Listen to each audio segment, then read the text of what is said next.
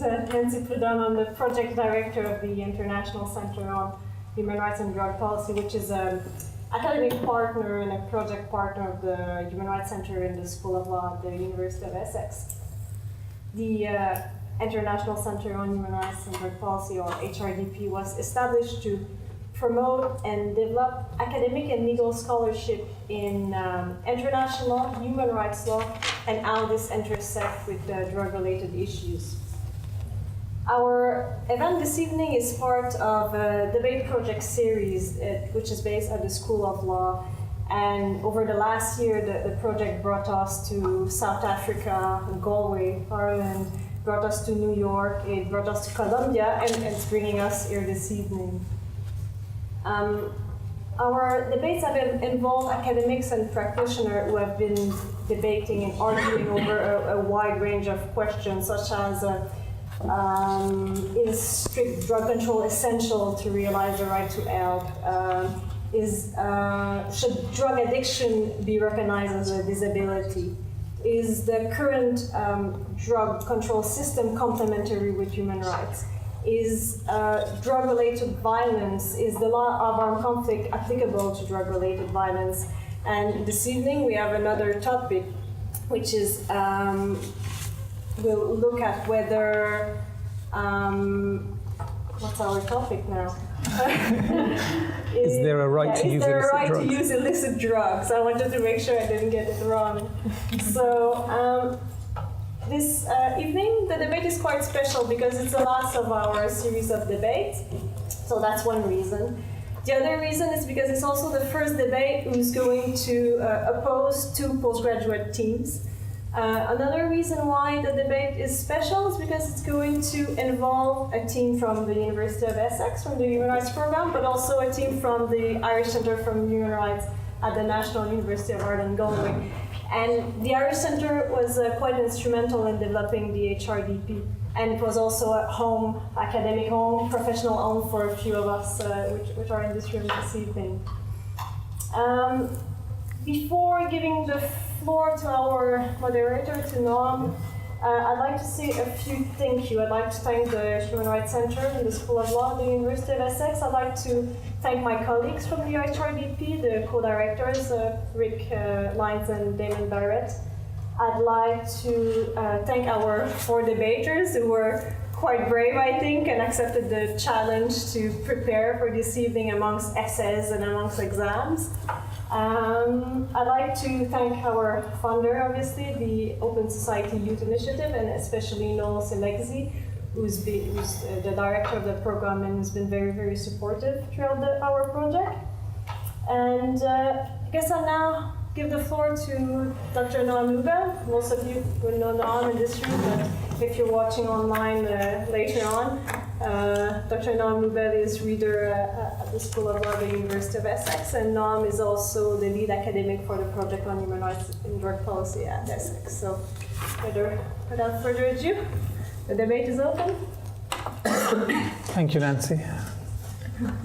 Okay, so I'm not going to give a long talk about human rights and drug policy. Presumably you already realize that there is a connection between the two, and Nancy mentioned the different debates that we've already had as part of this project, which span across issues from the right to health and over to issues of armed conflict. And today's one is different to all the other debates. Perhaps in a way, today's topic is the most, in a sense, obvious, some people might have said, if you sort of ask them, oh, what about human rights and drugs? People say, oh, is there a right to use drugs? Right.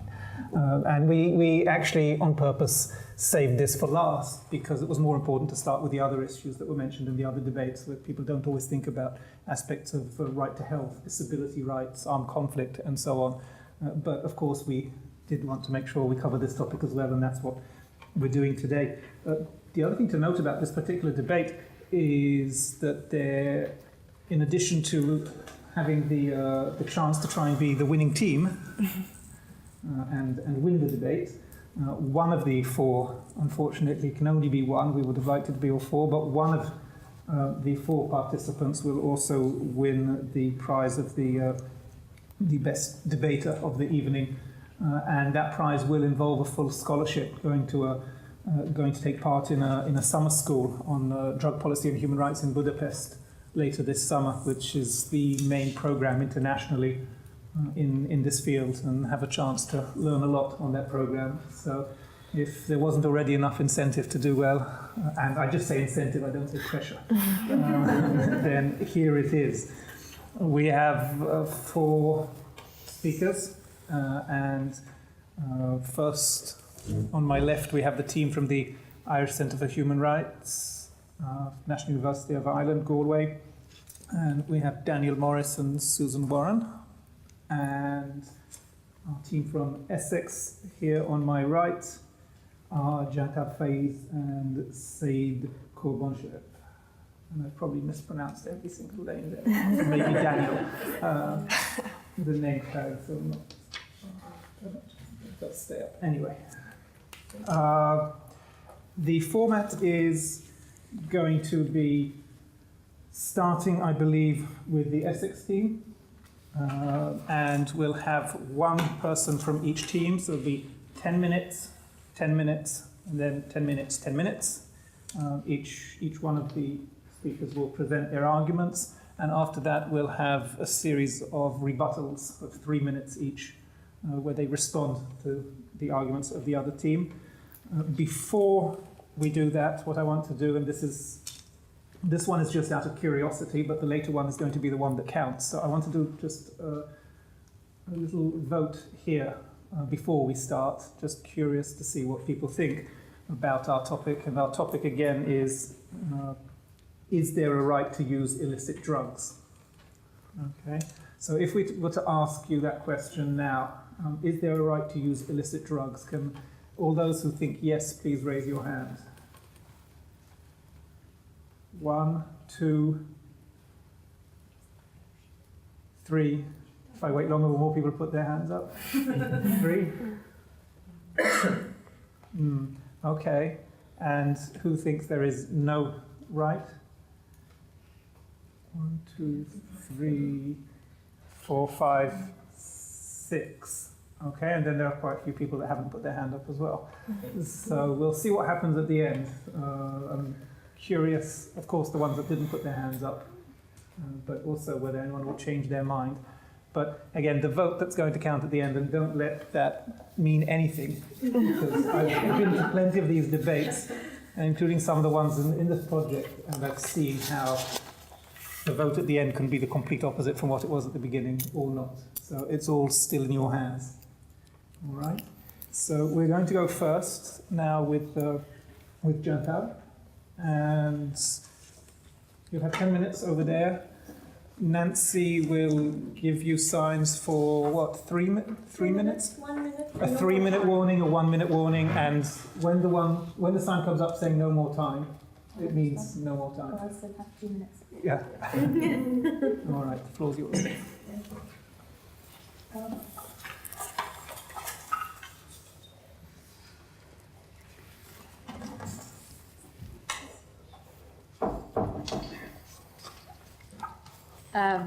Hello everyone, and by everyone's permission here, and I welcome the other team from the Galway University as well.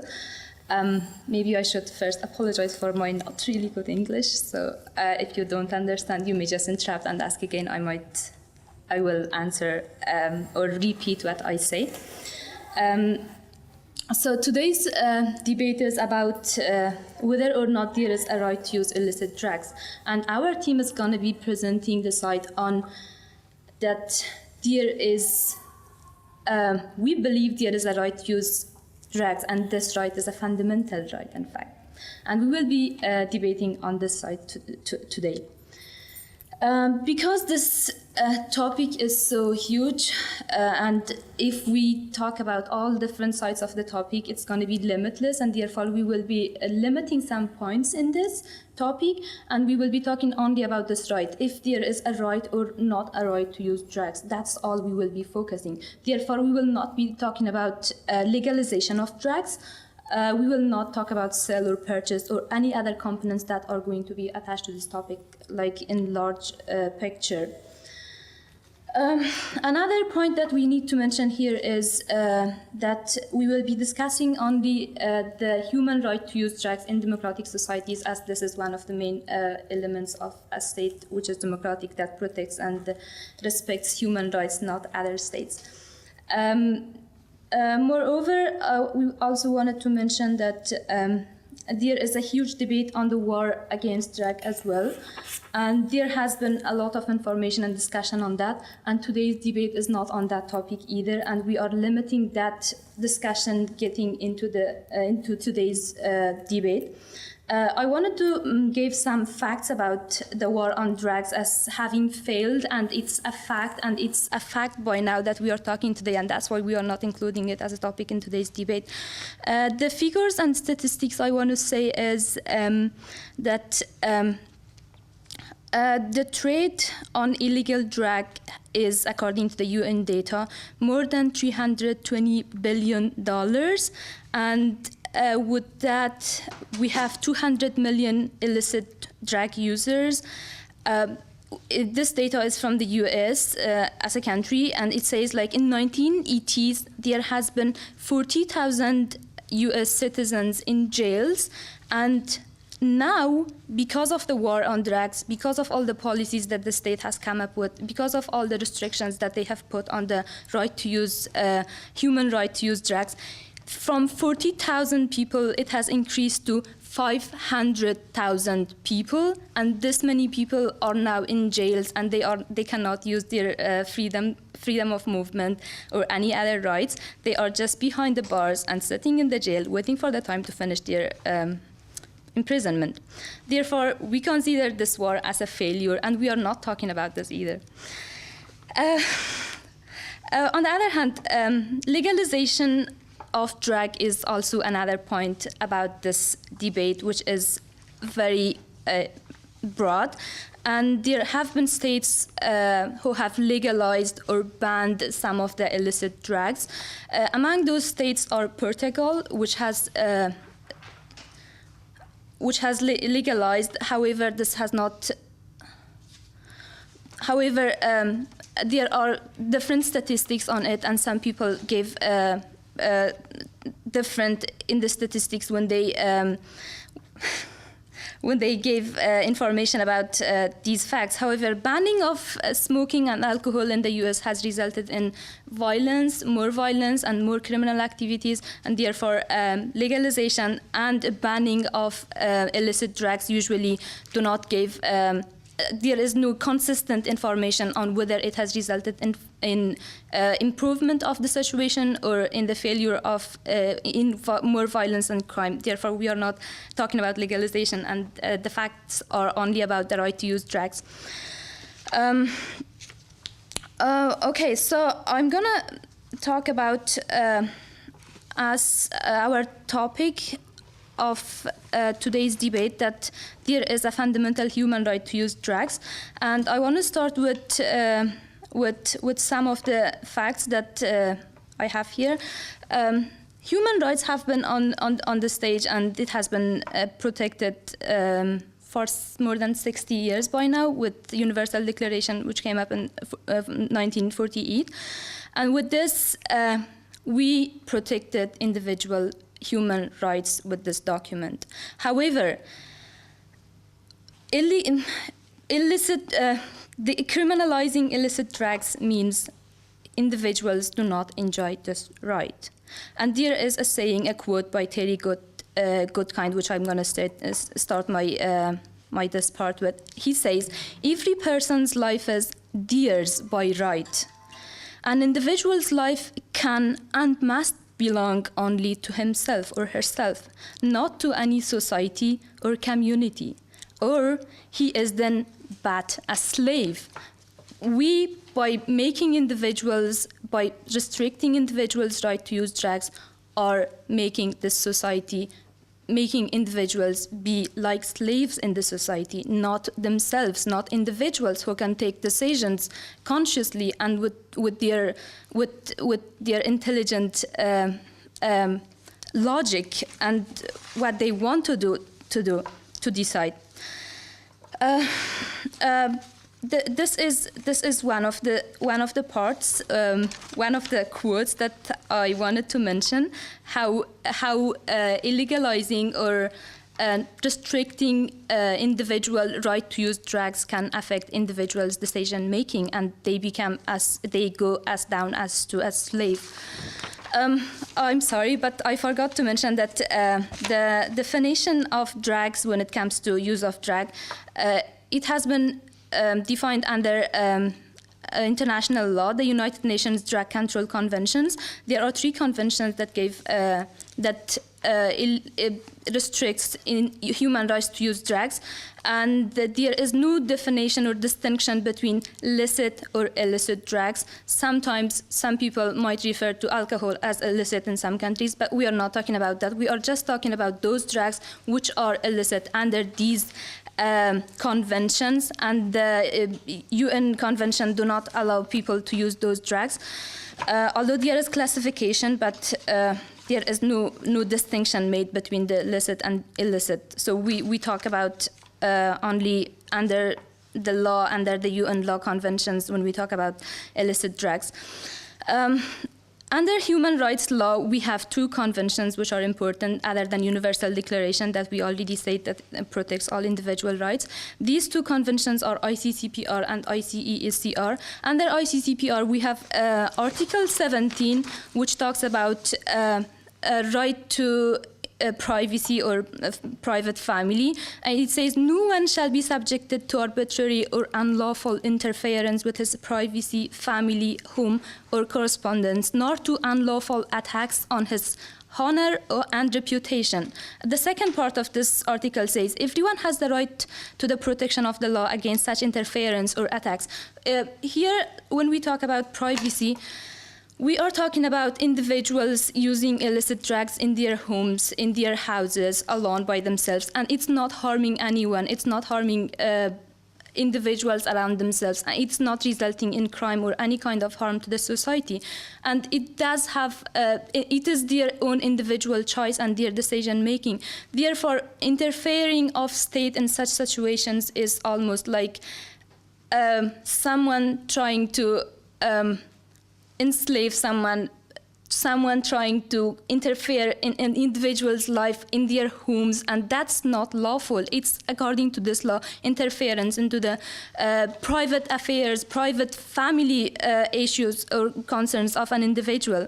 And also, in some, at the same time, Article 18 and 19 talks about freedom of religion and freedom of thought, which we see it also as a right which protects individuals' right to use, individuals' human right to use illicit drugs. Sometimes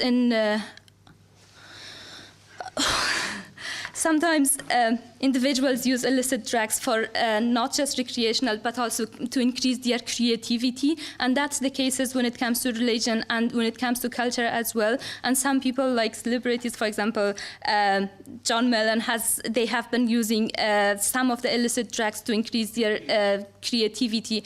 And it is also has in some societies cultural purposes and is part of cultural behavior of the people, and it has been used widespreadly and constantly for so long time that we cannot just stop it and cannot tell them they criminalize them and put them in prison while it has been part of their life for so long.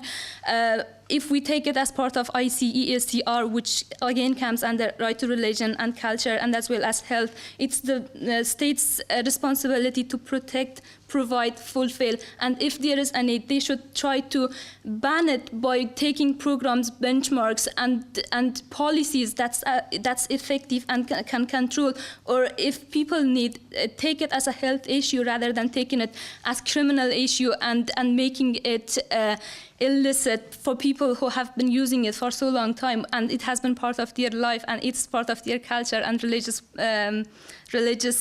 rituals as well. If I'm not, then I'm gonna have my another quote which says, "Happiness is when you think, what you say, and what you do are in harmony." And that's when people have the right to choose their own life, and they have the right to choose what they do with their consciousness, with their own intelligence, and they should be given this right as an adult to make this choice for themselves, rather than the government stepping into their life and telling them what to do or what to not do. Thank you.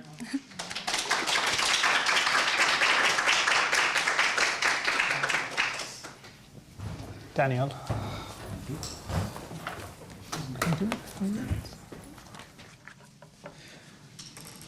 Hi. Right. I'd just like to thank the International Centre on Human Rights and the Drug Policy and the Human Rights Centre here at the University of Essex, and mainly to all of you for turning up and listening to us speak about this. It's a very interesting question. Is there a right to use illicit drugs?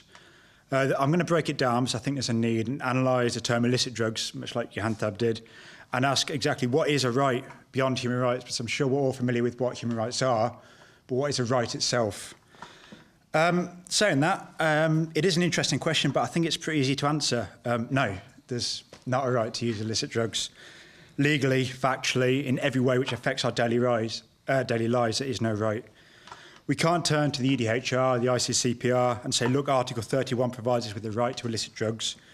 What we have is an international framework of 3 treaties and a raft of domestic interpretations, with the common goal of prohibiting, not necessarily criminalising, but prohibiting the manufacture, cultivation, trade and possession of a wide variety of drugs outside of a medical and scientific context. This debate might be a bit more of a fair fight if the motion was whether there's a right to use all drugs, including for medical purposes, but when we limit the question to illicit drugs, it is clear that factually there is no right.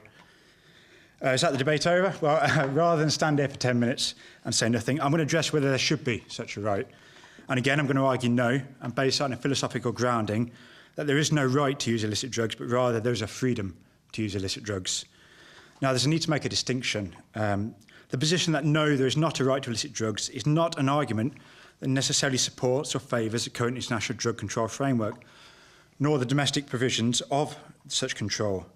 Legalisation is a different but interlinked question. Interlinked in the sense that if you argue, as the team from Essex here are doing, that there is such a right, it would require a move to legalisation. You couldn't have the right without legalisation. Arguing that there is not a right to use illicit drugs does not impact on legalisation in quite the same way. That being said, it is possible to be pro-legalisation or pro-decriminalisation whilst maintaining that there is no right to illicit drugs. Right, what are illicit drugs? The Cambridge Dictionary provides illicit as illegal or disapproved of by society, which doesn't really help us that much. The 3 international treaties which establish international drug control framework refer to illicit with reference to illicit traffic, illicit traffickers, illicit use, illicit manufacture, illicit cultivation. But there's no reference to illicit drugs.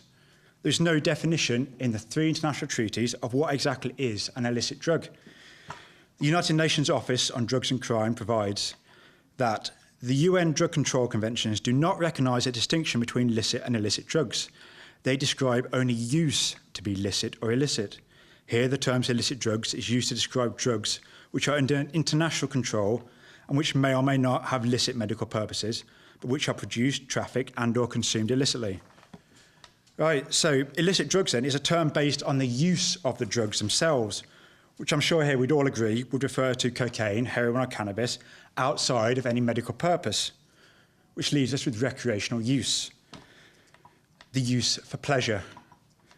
As such, illicit drugs are drugs scheduled under the international framework used recreationally for pleasure. The use for pleasure is an important distinction I will return to. Right, what is a right? UNESCO provides that a right is a condition of living without which men cannot give the best of themselves as active members of the community because they are deprived of the means to fulfil themselves as human beings. All right, that doesn't really help us. I'm going to say a right is a legal, moral or social claim that people are entitled to, primarily from their governments. You could also say that rights are fundamental normative rules about what is allowed of people or owed to people or under some legal system, social convention or ethical theory. I mean, how do rights take shape? We have human rights, moral rights, which they've argued over there as fundamental rights, political rights, rights as privileges, claims, powers, active and passive rights, negative and positive rights. I'm not going to touch much more on rights. I'm going to leave that to the Essex team to argue and try and persuade you of. Rather than argue the negative and echo any arguments made, and let them persuade you of the arguments of Mill, ahead of Rawls or Dawkins, I'm just going to note there is no agreement on the existence of fundamental rights to start with. What are moral rights? I instead will argue that the reason there is no right to use illicit drugs is because there is in fact a freedom to use illicit drugs. Now, what is a freedom? You could say freedom is free will, liberty, self-determination, autonomy. I'm going to define freedom as the ability to conduct one's affairs without government interference. Unlike a right, no one has a duty to oversee or enforce this freedom. The government, however, still has an obligation not to unduly limit individual freedoms.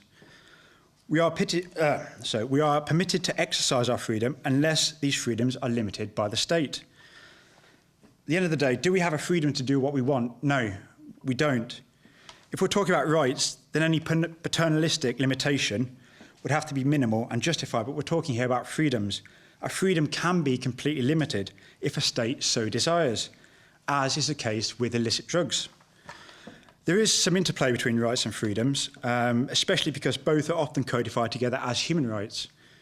But this does not alter the fact that rights and freedoms can of themselves exist as separate concepts outside of the human rights realm. Not all rights are human rights, for example, the right to work. Not all freedoms are human rights, for example, the freedom to use illicit drugs. All right. When we look at illicit drugs, analogies are often drawn. There's many analogies between drugs and recreational sports and drugs and gambling. And that both sports and gambling are interesting analogies as they too are recreational activities.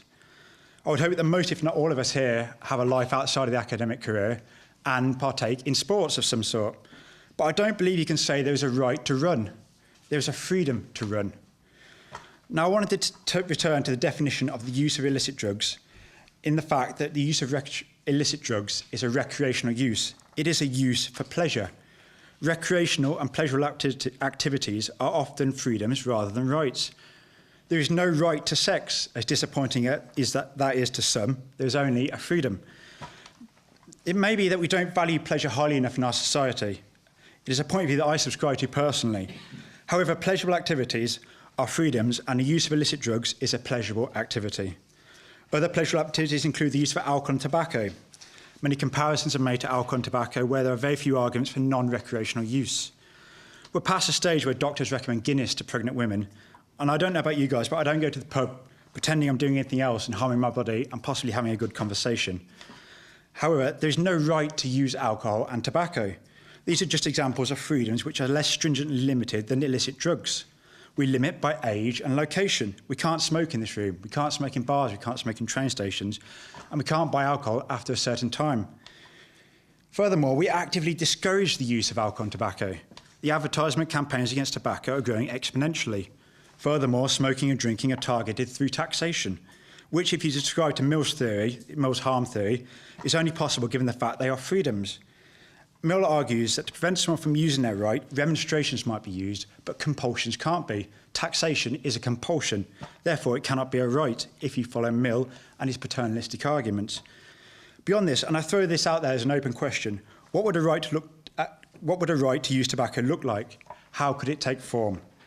And finally, would we want to give tobacco, alcoholic beverages, or more relevant to this motion of this debate, pharmaceutical companies, the language of rights? The distinction between rights and freedoms is often forgotten, but both rights and freedoms create the society that we live in today. Rights are fundamentally stronger than freedoms, and as such can only be limited or derogated from in manners to least infringe upon these rights. Freedoms are more general, but no less important, but can be limited completely if our democratically elected government decides to do so. This is the case when it comes to the use of illicit drugs. The recreational use of drugs, like cannabis and cocaine for pleasure, is a freedom which is not provided for in this society. I'm not arguing that this is a good state of affairs, merely that it is the state of affairs. Arguing that there's a freedom to use illicit drugs does not of itself advocate for an immediate move to legalisation like a right to use illicit drugs would demand. Freedom allows us to take a wide-ranging approach with the flexibility to adapt to unforeseen circumstances. Such flexibility is paramount in promoting a health-based approach to drug use, whether for medical or recreational use. Thank you.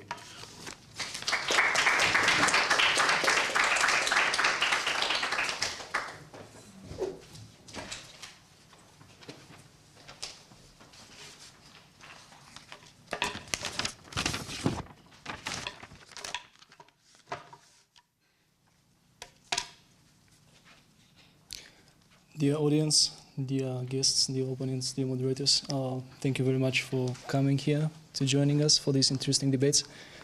Today we are discussing the rare question, if there is a right to use illicit drugs. Thanks for our opponents, Daniel, who gave a really brilliant speech. I really like that speech.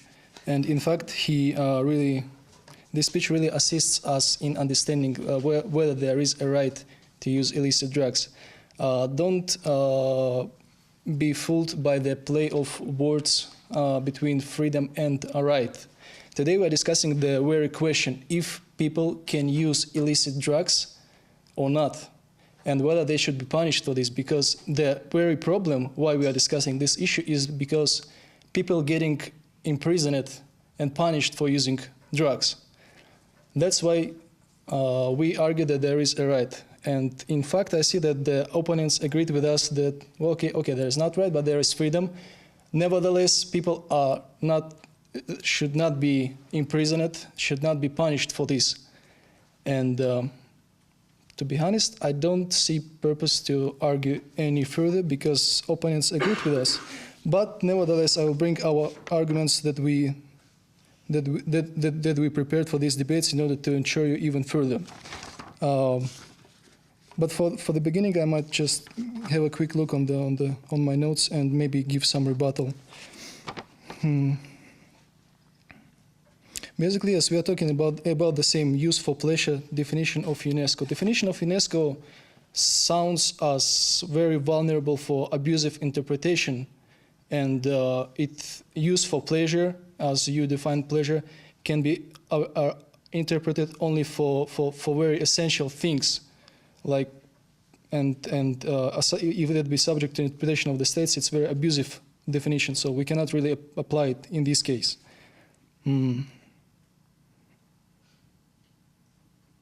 Okay, we are talking about the rights and freedoms. Freedoms can be restricted, but rights also can be restricted. We can say that for the certain purposes, during certain circumstances, states can restrict rights. And it doesn't really make big change between the rights and freedoms. You argue about that the rights are more general and freedoms are more narrow. To be honest, I do not agree with you. Maybe some rights include the interpretation of some freedoms, but there are some certain freedoms which are stated separately. So freedom of expression, freedom from discrimination are two main examples. Okay, now I'll go back to our arguments. I'm sure that the opponents will give us a rebuttal on this, but I want to draw your attention and to stay focused on the very question. Should people be punished for what they put in their body or not? So we have four basic arguments, and okay, now I will get to them. According to the 2008 UN Office on Drug Control report, in the world there are 250 million of people who use drugs. Among them, 10% are addicted, and 90% use it for recreational purposes or health purposes.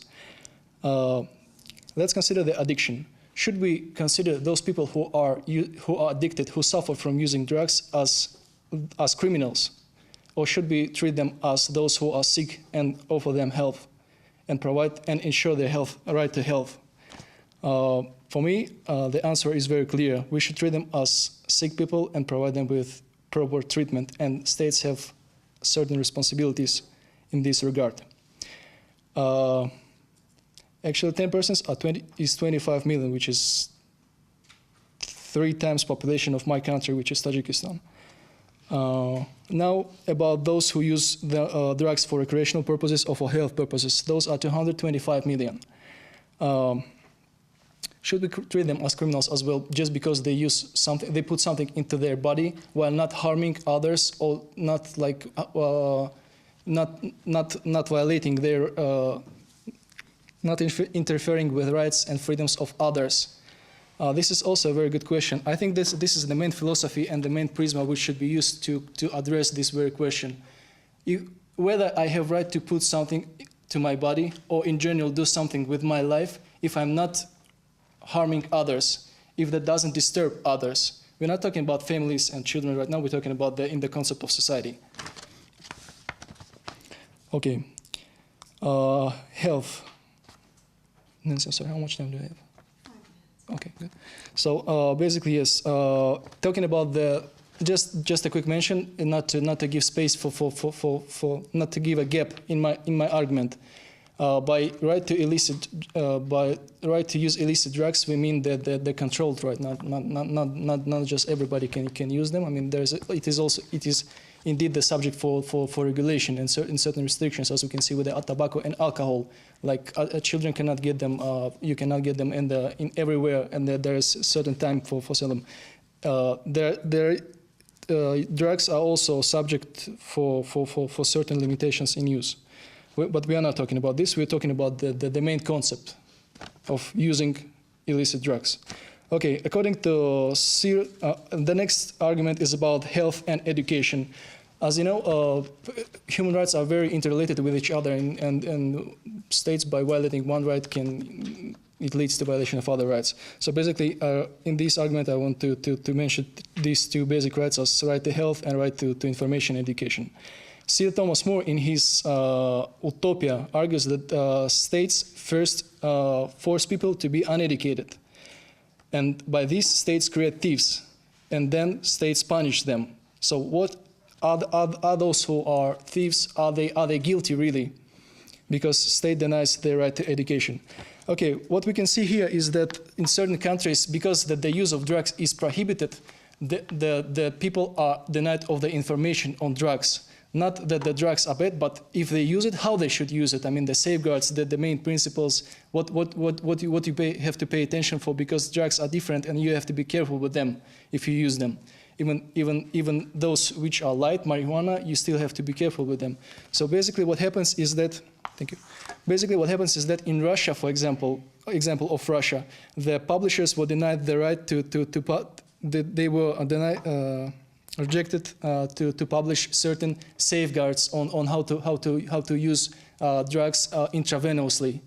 And what we can see in Russia today is that Russia is now country number 1 in the list of those where the HIV spreads the fastest. So basically there is a very fast growth of HIV, mainly because there are repeatedly use of injections, yeah. So basically, and it's not only causing the HIV infections, but also AIDS, hepatitis B and C, and other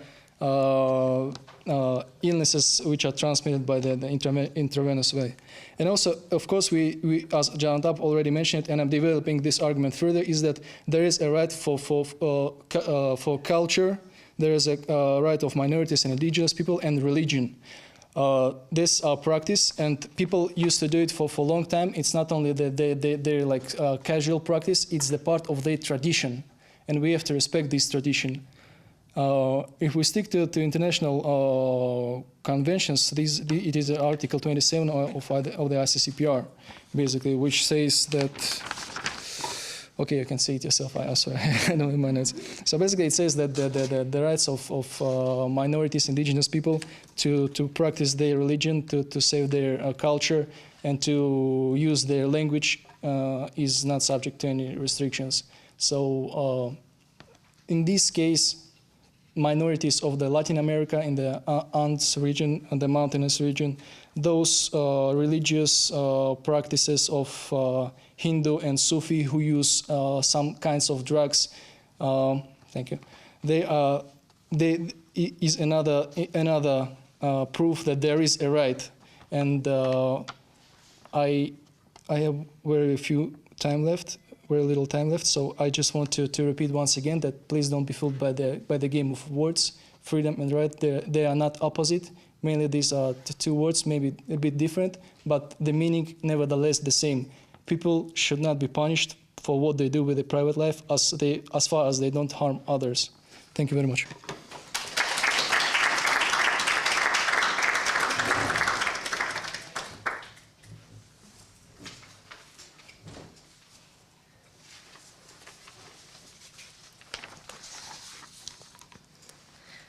Okay. So basically, I'm going to touch on what Dan said, even though the Essex team disagrees. But as he stated, illicit drugs shouldn't be considered right, but rather freedom. And we would argue that they are two different things. Instead, we should be looking at this debate from a health perspective. We can ask, why is health important? I feel this goes back to a question that I've been thinking a lot about recently. What is the point of the drug control framework? Is it prohibition itself or the reduction of drug-related harm? I would propose that it is a health-based approach where the reduction of harm is the underlying foundation of our current framework. I'm not suggesting that this framework has achieved that, but regardless, I think that health is paramount. We can see this acknowledgement with the move to harm reductionist strategies, which step away from a strict interpretation of the framework, which puts prohibition first. Why will we move the debate on drugs, which has been prioritizing health, to prioritizing rights? This means making illicit drugs a right just for the sake of being a right. If you had a right to use illicit drugs, you would have to move to legalization because a prohibitionist framework would clearly violate such a right.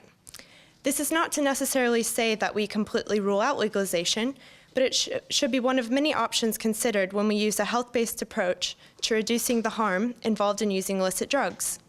Legalization, framed from a rights-based approach, once again marginalizes health when health should be central to any strategy.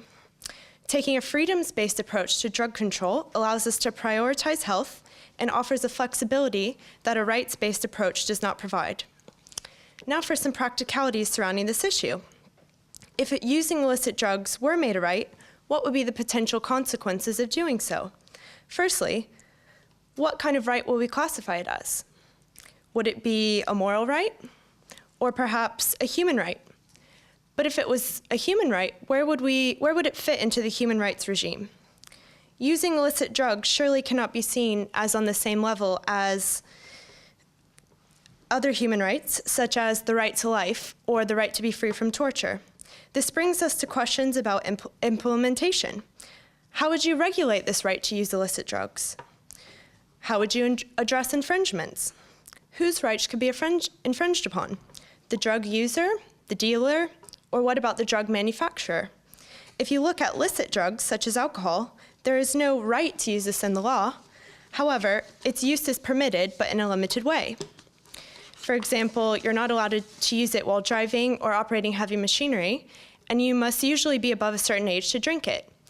Therefore, using alcohol will be considered a freedom that is restricted.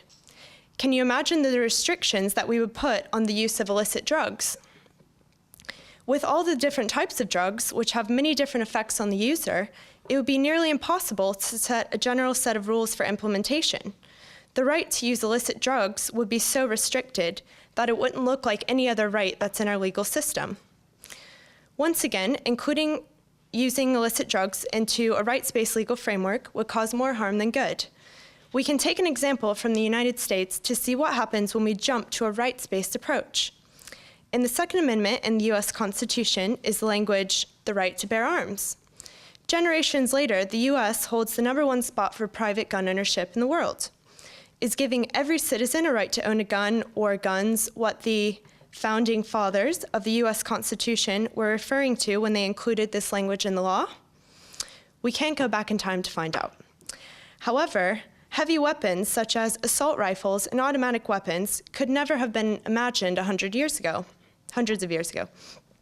With the amount of gun violence in the United States, there are severely limited options for reducing gun harms because of this right to possess arms. I don't want to make a direct claim that all gun violence in the US is because of this right to bear arms, but the correlation between the two should be noted. We must also look at the politics that would surround drug reform. How would you sell this politically? How could you campaign against illicit drugs if there is a right to use them? If the use of illicit drugs were made a right, if the use of illicit drugs were made a right, this doesn't provide support for any type of reform. Who would be providing these rights?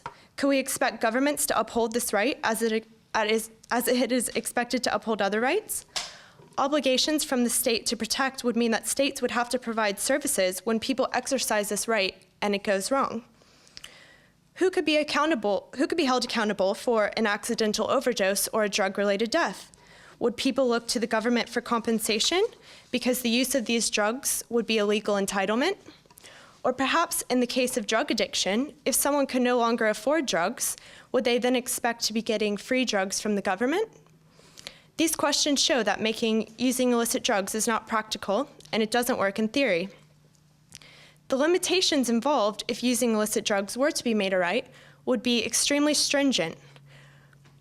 What kind of restrictions could we even imagine being put on these drugs? Would age, mental well-being, and physical health be used to limit some people from taking certain types of drugs? Would the use of drugs operate on a license-based system? What about with issues of using in the workplace, for example? Would employers be able to drug test you? Could they under the law? Would you be able to use illicit drugs at work, i.e. within office hours? Or, let's say, with your coworkers, for example, at the weekends? Drug tests cannot tell at which specific time you've taken a drug. So what intoxication levels would be acceptable at work if employers could test you for these illicit drugs? This would apply to driving as well. What about for pregnant women? This is a whole debate in itself that I won't get into, but it is important to consider all of the possible restrictions that could be imposed on such a right to the point where it wouldn't look like any right we currently have. Much like the early American settlers could never have envisioned automatic weapons, we don't know what kind of drugs might be developed in the future. Maybe some drugs might be developed that are especially detrimental to the health of users, so making the use of illicit drugs a right could be potentially very problematic. Without meaning to sound presumptuous, if any of you are as interested in TED Talks as I am, you'll know that drugs to alter the genetic makeup of people are fast approaching. The possibilities are scary. By providing a right to use illicit drugs, we are locking ourselves into the unknown. A freedom allows for laws that can evolve with the development of new drugs from a health-based approach that are not included in a rights-based approach. At the end of the day, we are trying to move the system of drugs to the point where we have users rather than abusers. Isn't the point to remove the negative stigma and negative aspects from drug use?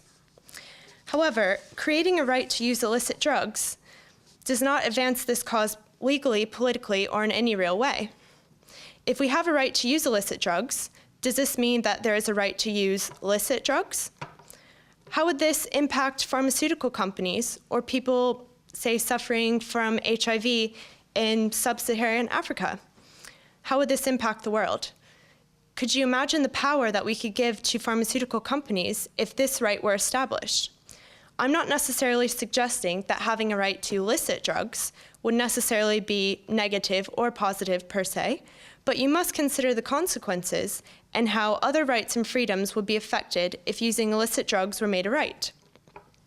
If health is central to the drug control framework, as Saeed touched on that it was important, then making illicit drugs a right would be neither beneficial nor useful in helping to reduce the health harms of drugs, which is supposed to be the point of the drug control framework.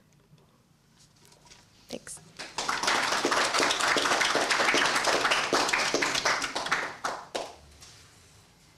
Thank you very much, all four of you, for the presentations. Personally, I found it extremely difficult. I wanted to keep jumping up and arguing back with all four of you. What we're going to do in a second is have short rebuttals, but we'll just let the cameraman change the tapes before we do that. So we'll pause for a few seconds while you change the tapes. Tell me when you're ready again. No. Okay. All right. We're going to continue now. Each speaker in the same order will have a maximum of 3 minutes and no more for a short rebuttal, and then we'll have a few minutes for questions from the floor. Okay. You can stay here if you prefer. But we're going to do it from... is that all right? Do it from there? Yeah. Okay.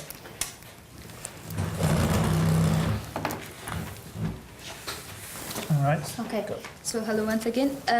One of the things I would like to mention here is the fact that the world has been trying so hard for so long, and we see the result. There is no way to stop it, and people want to take it, and they are used to taking it for recreational purpose. We are not talking about addiction. That's one point to be made. Out of all the people who are using illicit drugs, only 5 to 10% of them are addicts. The rest uses it just for recreational purposes, and that doesn't have anything to do with addiction or any extra burdens on the states to provide those illicit drug users with the drug or anything else. So we have to take that part out of our debate. I would like to also mention this, that there are people who have diseases like anything else, like they have diabetes, they have sicknesses. I mean, we cannot control that. So being addicted is also a sickness. They have to treat them, and that's not part of the making a human rights to use illegal drugs.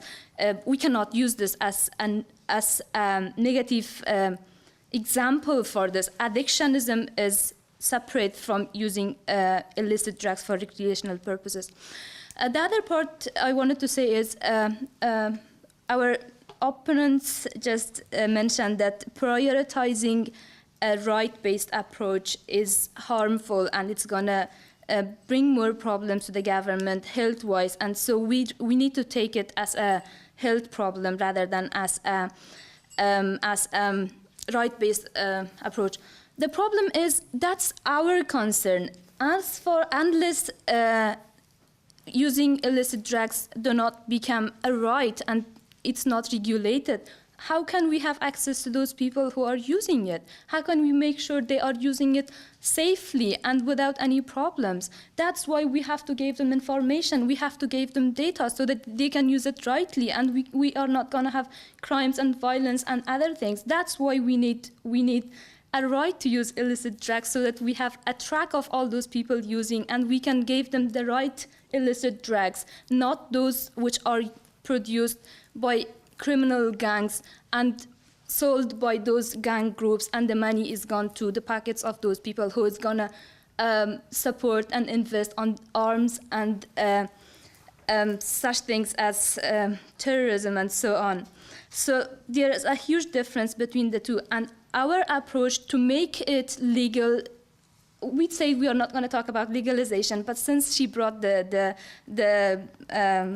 argument, we have to rebuttal. So legalization could be, or the right to use drugs means we have the track of people who are using these drugs, and the state can regulate it.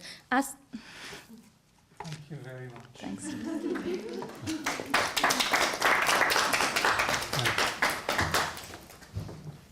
I'll start.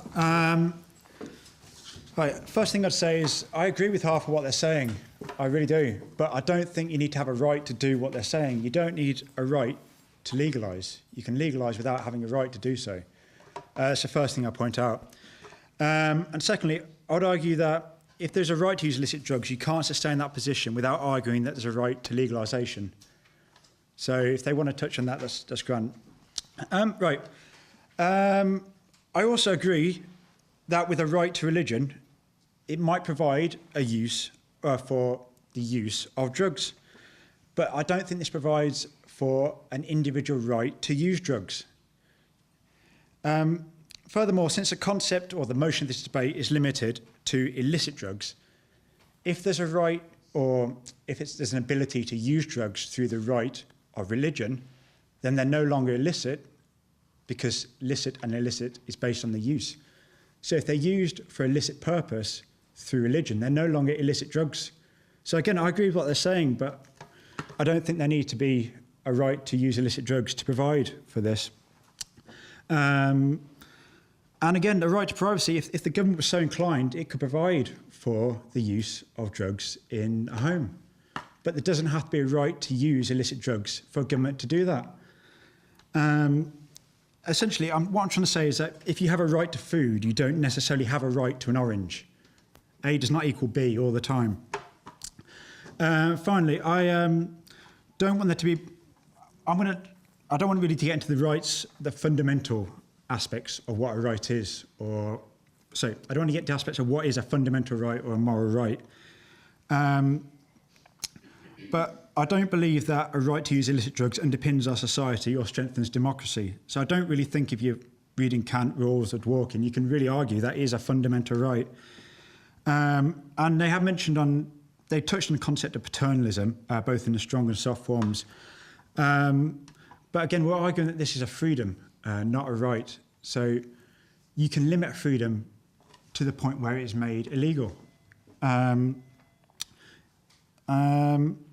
And again, they are saying that my distinction between what a right is and what a freedom is purely semantics.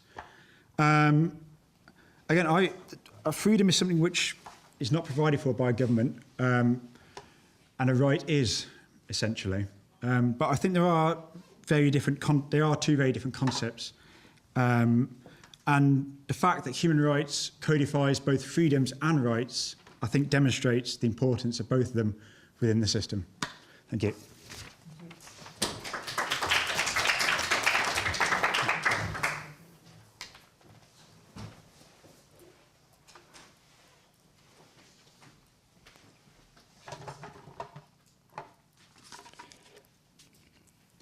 So basically there's only 3 minutes and I have very much to say, but I will address only key issues. So first of all, I'll start with speech of Susan. Very good speech, indeed, very much, thank you. Basically, the example, the opponents did not address our arguments, and in part they agreed with our arguments, whereas in particular Daniel agreed with the right of indigenous people and their religious practice to use drugs. So Susan brought the example of guns and weapons. This is a bit different because guns and weapons are mainly used not for recreational purposes, but to harm or kill or self-defense, but it implies to harm other people and their health. In this case, drugs are not harming others. We are only talking about people who use them. As Jahantap said, no, I don't know this. Okay. Also, you were arguing about the pharmaceutical companies and those who produce drugs. Again, the question today is there a right to use, not to produce, not to sell, not to smuggle? So we have to concentrate on this. Further, Daniel, orange, although there is a right to food, there is no right to orange, but orange is a food, so I don't see how it makes sense here. And also they argue about the democracy, but one of the main principles of democracy is that everything that is not prohibited is allowed, and we only prohibit the very necessary parts and aspects of person's life. Our team argued that drugs are not part of this necessity to be prohibited, and it's not harmful for others. I'm not sure how much time I have.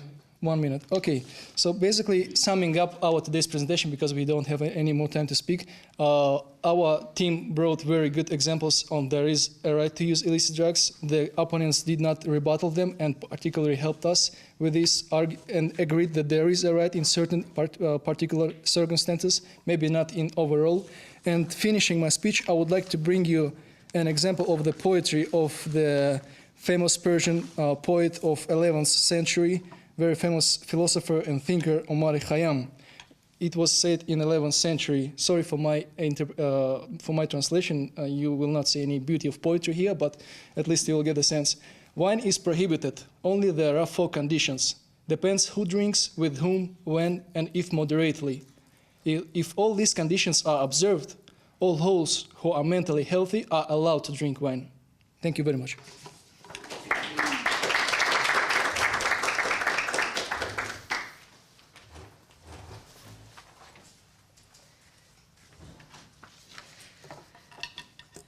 Okay. I think that the other side might be confused about the point that we're trying to make. When we say, we really aren't talking about that there shouldn't be an access to treatment or that people shouldn't take drugs if they wish and it's not harming others.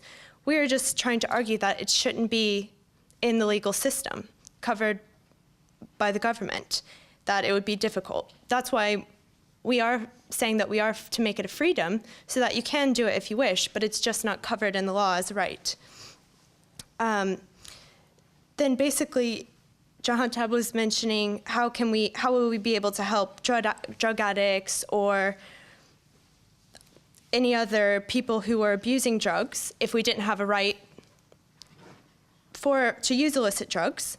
I would argue that's why we have harm reduction programs such as that I feel like that's not really relevant to the question of should illicit drugs be made into a right. Also, my comparison between gun and drugs, obviously gun and drugs are different, but it's relevant to show how rights language can allow for control to be difficult, for a situation to escalate. When you always have something as a right, then it's a right, and it's hard to get around that in the law. That's all I meant to say about that comparison. Also, the right to religion, just because you have the right to religion doesn't mean you necessarily have an independent right to use illicit drugs. It just means you have the right to religion, and drugs aren't included as a specific right. And yeah, basically we're just arguing that it should be based on health and not on rights. You can still have a health-centered approach to drug policy that doesn't include rights. Basically, you're putting the health of people and trying to minimize harm first before making it right. Because harm reduction and health-centered approach can still work without making using illicit drugs right. And yeah, and then basically, that's all we were saying. We're trying to just say that it shouldn't be in the legal system. And yeah, that's it.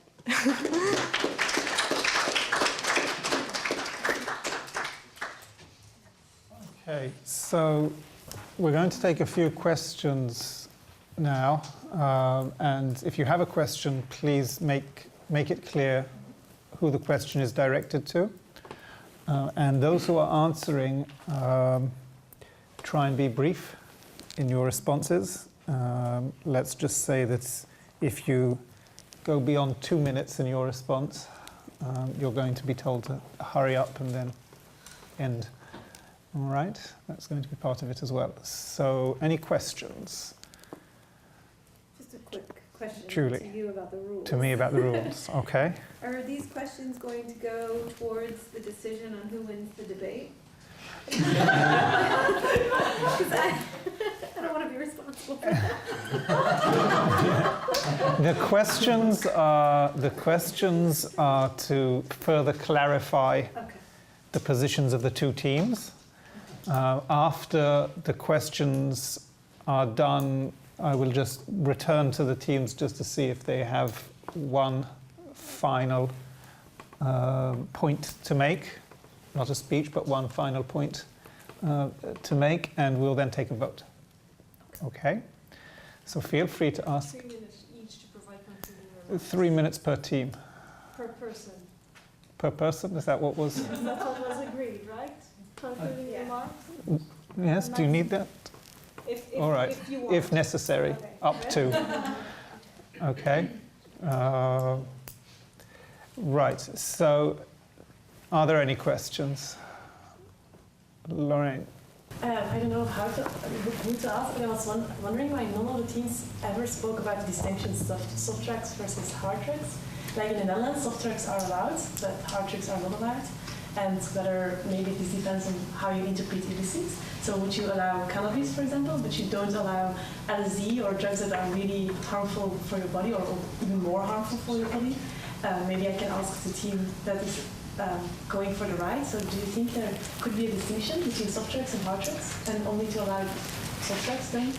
Well, maybe there are different tables. If you see the international regime, there are different tables of drugs, table 1, table 2. Mm-hmm. But in here today, we don't distinguish between the different types of drugs. We only use the concept if there is a right to use drugs, if you don't harm others. And basically, as we said, the right to information, responsibility of states to provide information to educate people. And once the state ensured these obligations, these rights, or right to information, individuals have right to decide whether to use or not. But they are aware of the dangerous consequence possible, not indeed they are going to be. Well, with certain types of drugs, we have to admit that yes, even if you tried it once, you can get addicted. There are new types of drugs which can cause really addiction really fast. But individuals have to be aware of this. Could I add? There's classification in the law of different types of drugs, but all of them are under this trafficking and smuggling prohibited under the UN conventions. However, in states under domestic law, they can have classifications based on what they might or might not allow, and that's not part of the international law. So there are, in some states, allowed some kind of drugs based on these, less harm and for recreational purposes, like in Netherlands, like in India for religious purposes, like in Uruguay for such purposes as well. But it depends on the domestic level. But what we are saying is we trust human beings and their consciousness, and so they should have a right to choose to use it or not use it. Can I come back just quickly? I just want to say, the international system schedules drugs and allows the domestic interpretations of those schedules. So it's up to the countries whether they're classed as hard or soft or whatever terms you want to use. What I'm going to say is that if you make a right to use illicit drugs, you're essentially arguing for legalisation. And I don't see how you could differentiate with legalisation between soft and hard drugs if it is a right. A freedoms-based approach will allow more flexibility to target specific drugs like cannabis or heroin and make distinctions between them. Okay. Thank you. Anton? Yeah, thank you very much. I would like to ask a question to our guests. Well, I really struggle to understand what is in your opinion the difference between the right and the freedom. Because the way you have presented is that the freedom, you can do this, but you don't necessarily have to, which is precisely the right is. I want to eat, so I have the right to food, but I don't necessarily have to eat. So it's the same with the drug, right? So I want to take some drugs, so I go and get them. If it's not my right, the state will say, no, you don't have the right to do this. So please clarify. Okay, I'll come back and Susan can come back after me. I define a freedom as the ability to conduct one's affairs without government interference. And like a right, no one has a duty to oversee and enforce this freedom. The government, however, still has an obligation not to unduly limit individual freedoms. I'll make an obvious comparison or analogy that they make in regards to this is in regards to driving.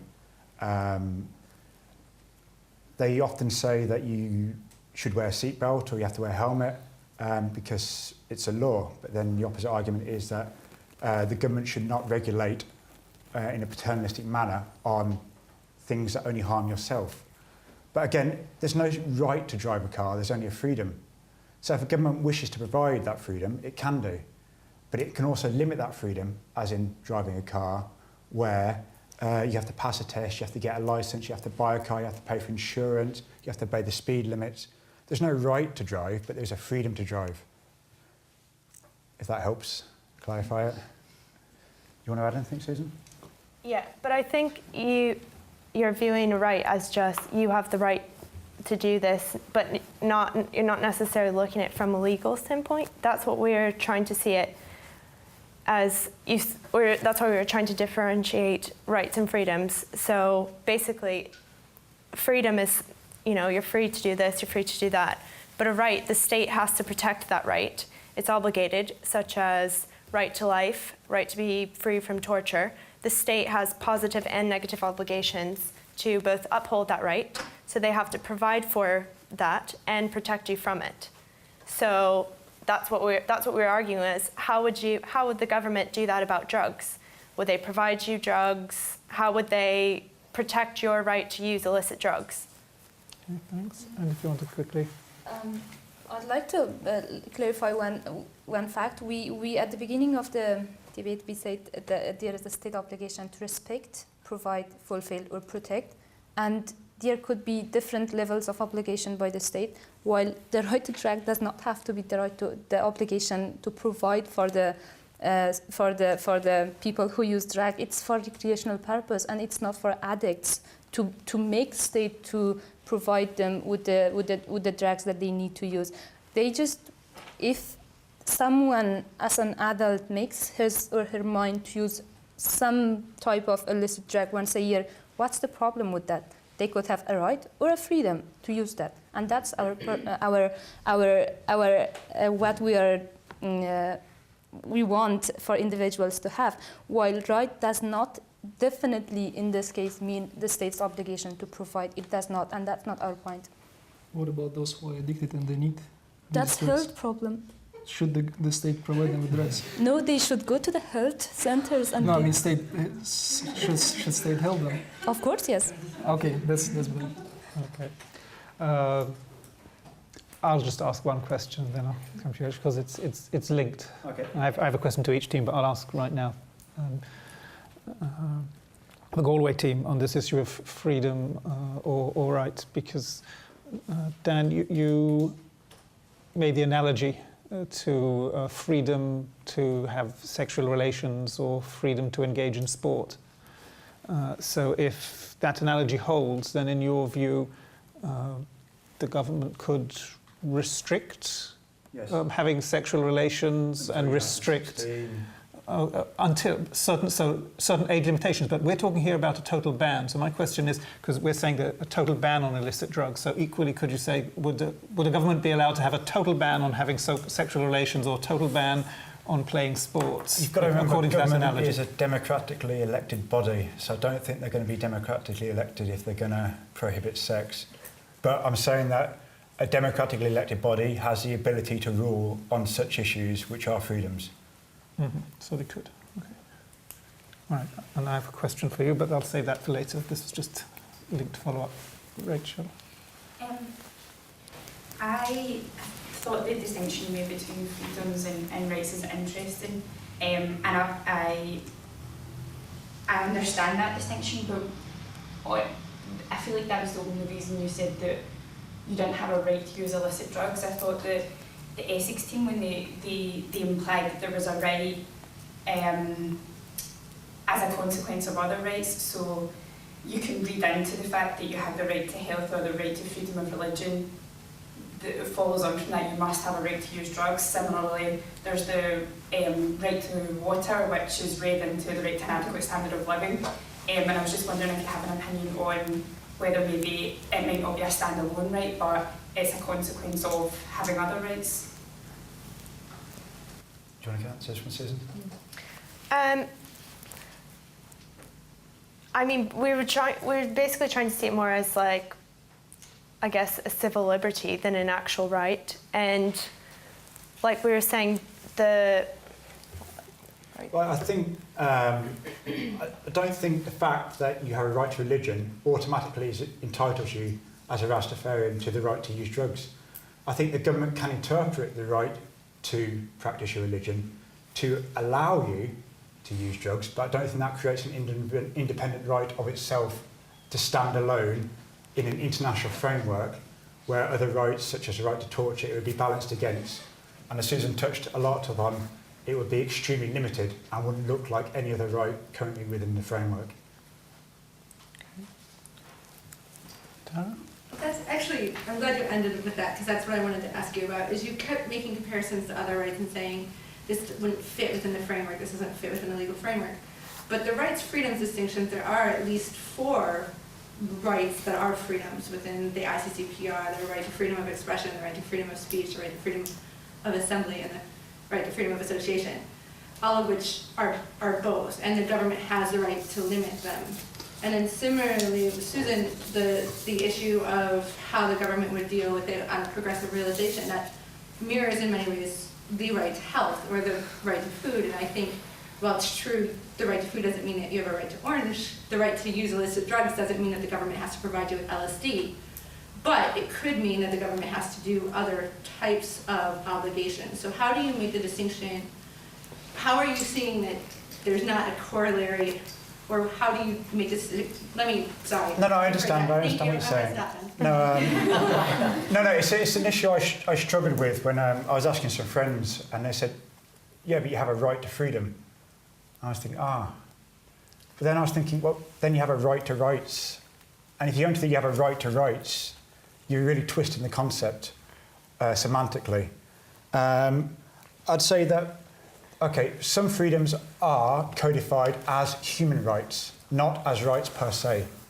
The definition or the distinction between freedoms and rights still holds outside of the human rights spectrum, if that makes sense.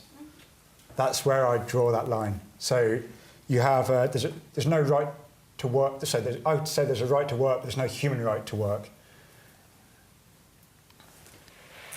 Sorry,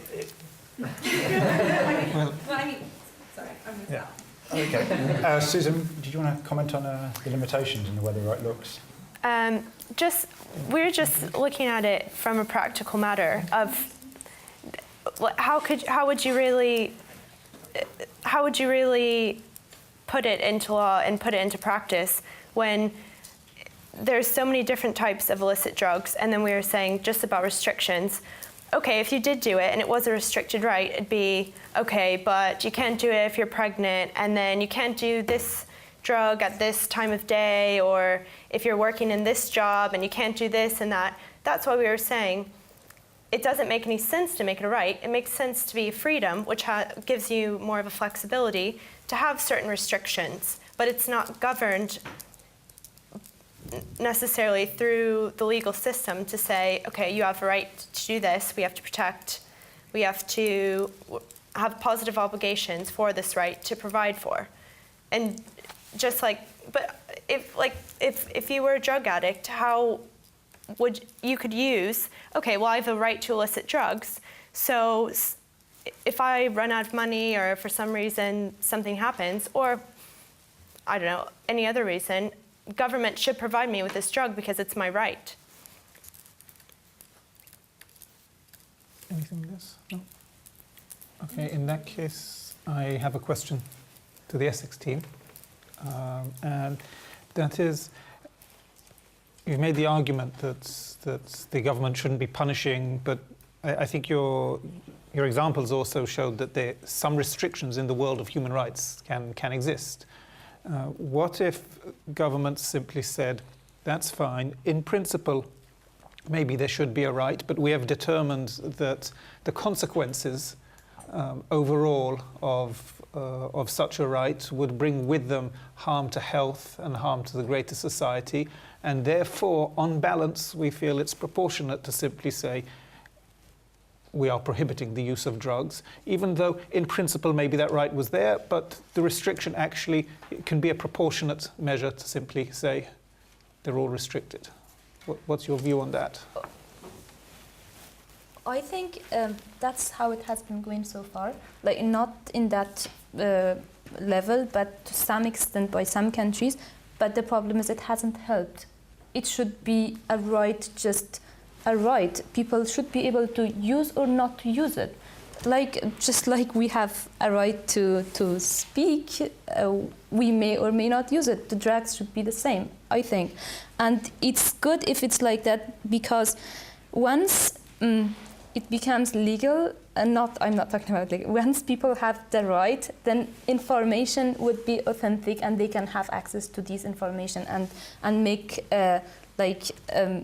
effective use of those information that is provided by the state on a responsible manner and for a purpose that is bigger than just criminalizing and putting people just for using their basic rights in the prison for so long time.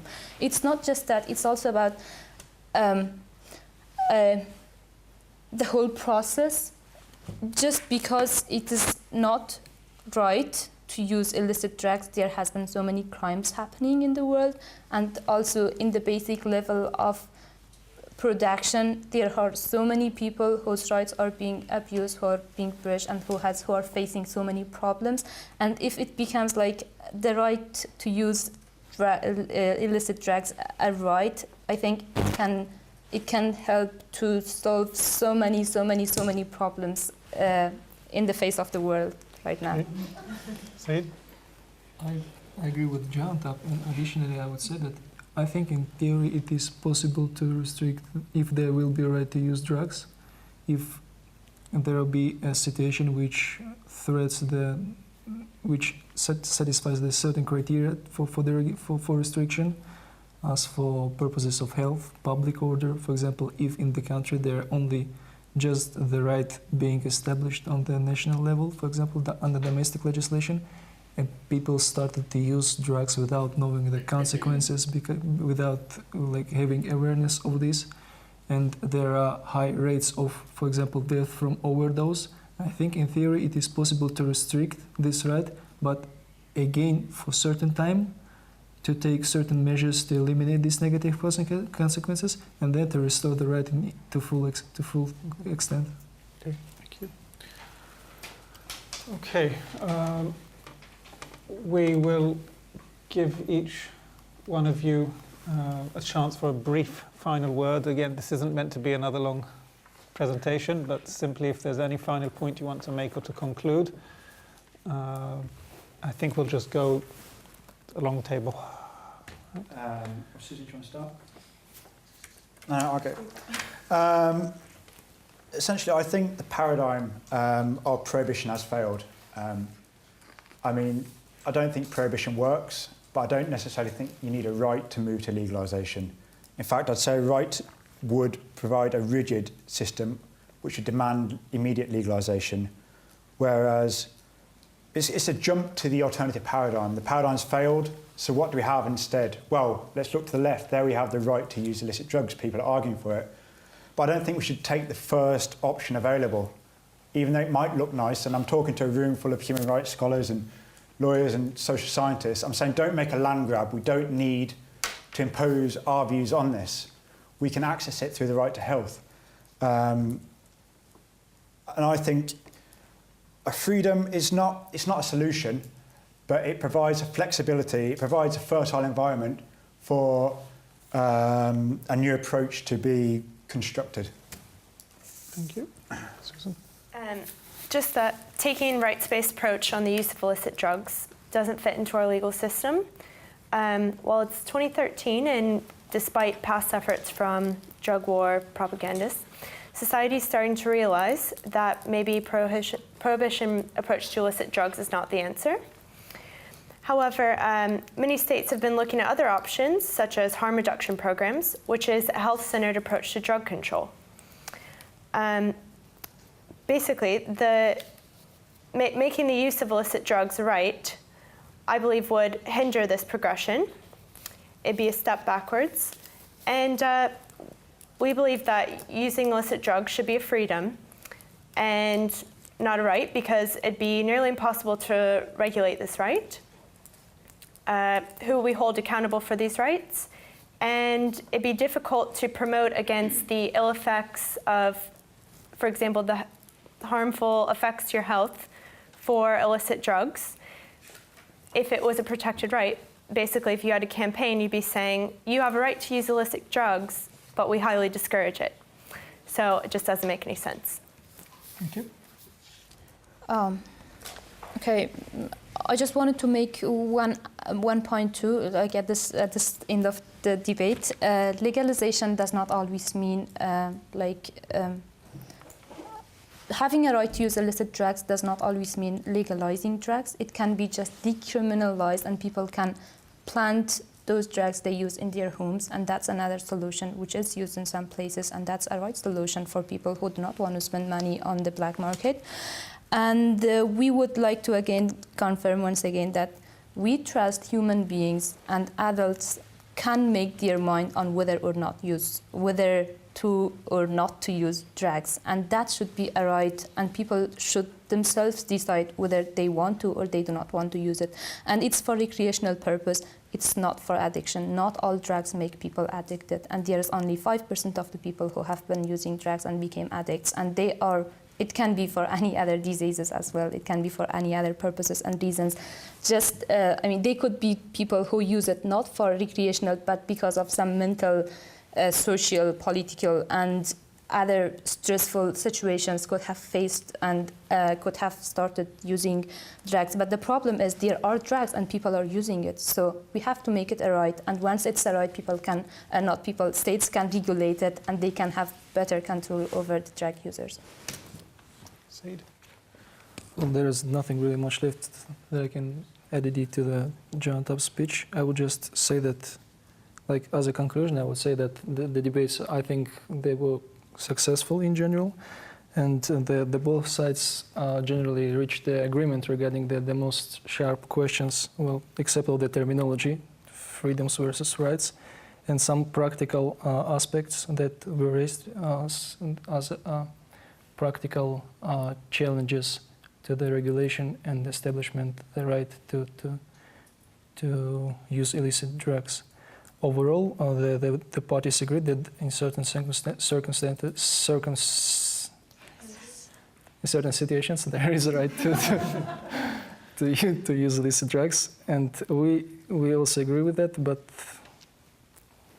we argue that there is a wider perspective on the right to use illicit drugs. This right is subject to certain regulations, but not total prohibition and taboo as we can see it today. So, thank you. Thank you.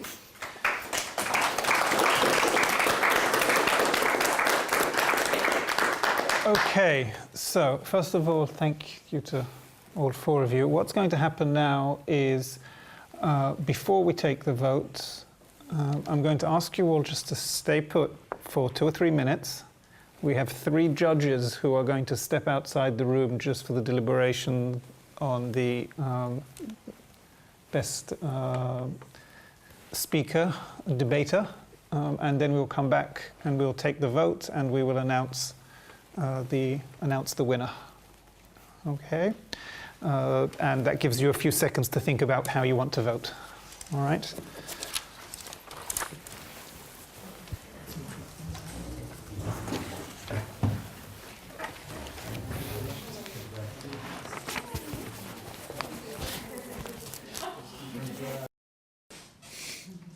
All right.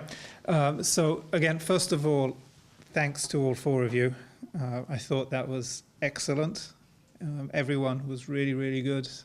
I thought we had a really good debate. We had lots of different points of view, opinions, interesting ideas that personally I didn't necessarily expect all of the arguments that were made here. So it was well done to everyone.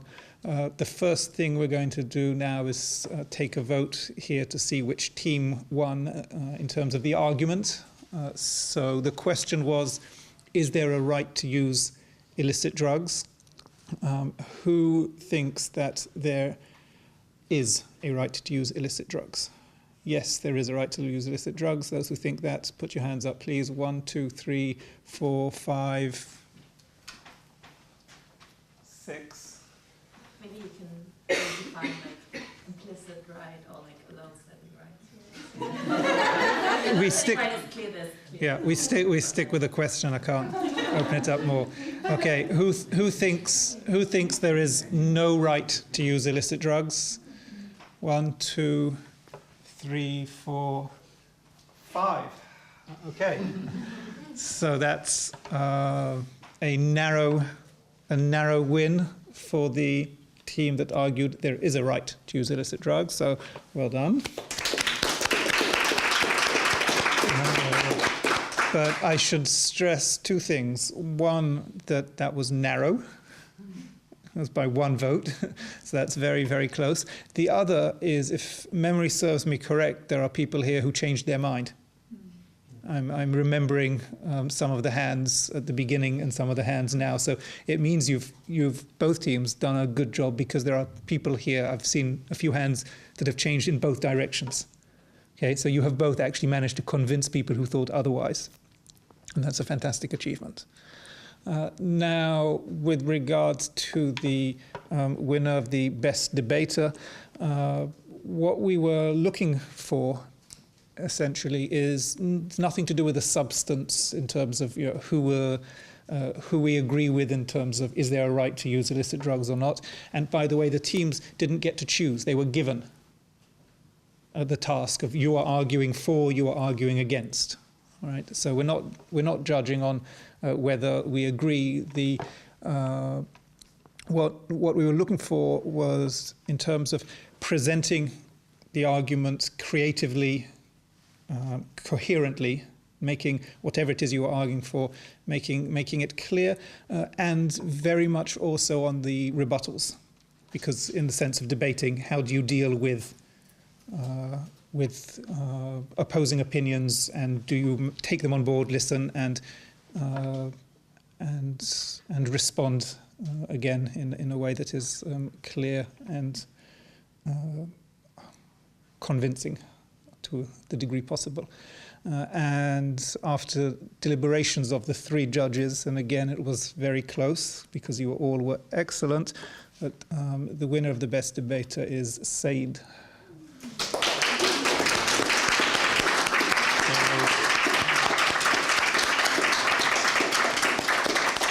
So congratulations to Said, and you'll have the scholarship to attend the summer course. But again, congratulations to all four of you.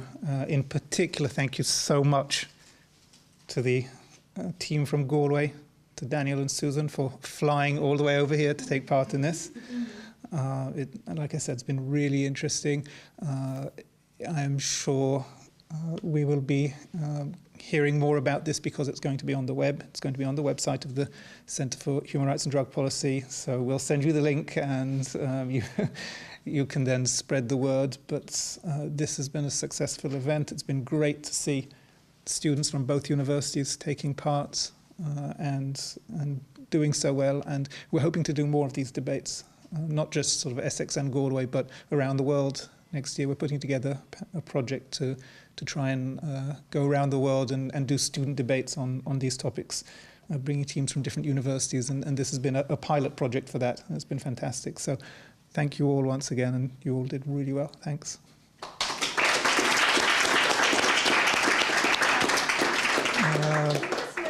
Since they were assigned their side, can we know which of them actually believed in what they Interesting. Now, okay. Oh, well, two things, though, before I forget also. We're going to be going for dinner, the four of us. If anyone wants to join and carry on the conversation, we won't be able to pay for your dinner. We're going to pay for your dinner, but we won't be able to pay for, but you're welcome to join us. We're going to go to the noodle bar on campus right after this, so that's up to you. And yes, now if we asked... Sorry? First round of beers, though, are on you right now. Let's see how many of you come.